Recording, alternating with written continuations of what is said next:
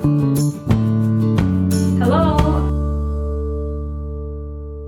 everyone, and welcome to my channel, to this video and simple floral series.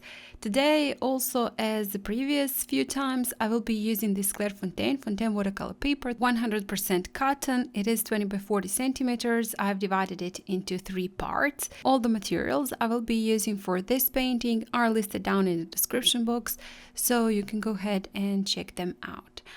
I'm starting off with wetting my paper. I did that with splattering just a clean water, and I do know that the shape of my flower is going to be a triangle from left lower corner to the right upper corner, so that is how I was also pointing my splatters. Just follow that direction for your flowers.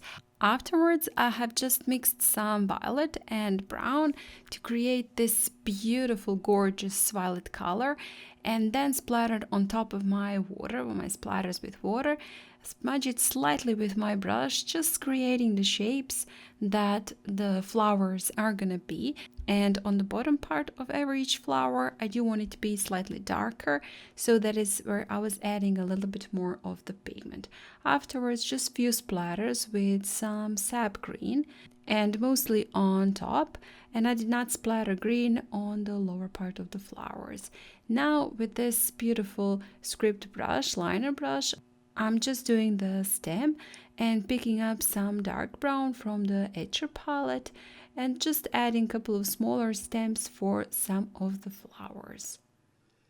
A little bit more of the splatters with my violet just in the center part, and I do want these splatters to be quite dark, so I was using a smaller brush that there is not a lot of water. I don't want a lot of water in it.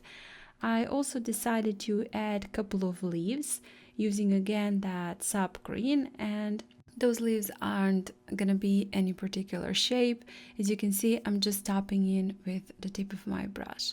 Then I did dry it slightly. I did not dry it completely, just slightly, and then with the smaller brush and quite more pigment this time, I'm just adding again that lower part for the flowers because the paints were completely wet, so it all kind of mixed in together, and I do want that lower part to be a little bit more darker and a little bit more emphasized.